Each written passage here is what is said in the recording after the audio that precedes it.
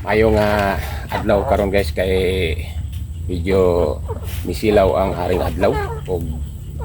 maka panlimpyo jud kita sa atong manukan.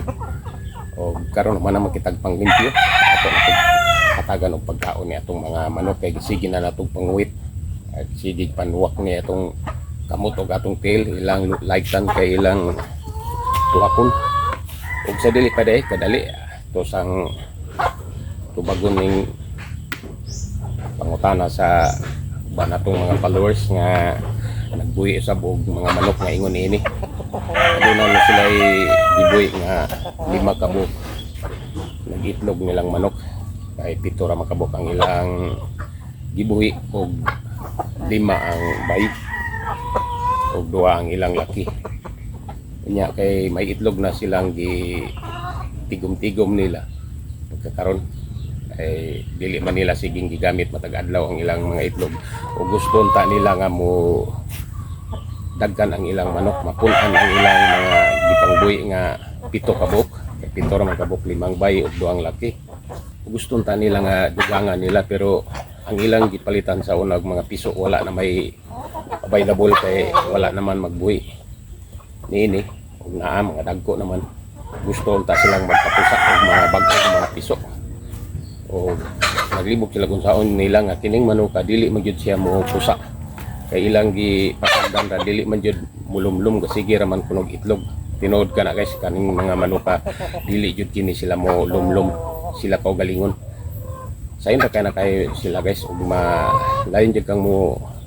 paliwat ug magpapiso niining mga pasiya mga manok imo ra kini incubate mobayad ka incubator mora na siya mga pamagi o dili man ka gustong magpa-incubate gusto ka nga makasibre jud ka di ka makagasto kayo pwede nga imo ra kini paluuban og mga native nga mga manok kaya ang native nga manok mo lumlum ang kana og mo pusa kana sila pag eksakto ng mga edad kanila mora kana siya guys nga ang duha ka wira jud nga pamagi sa pag papiso nini kay kung gusto man kang magpapiso imo lang i-incubate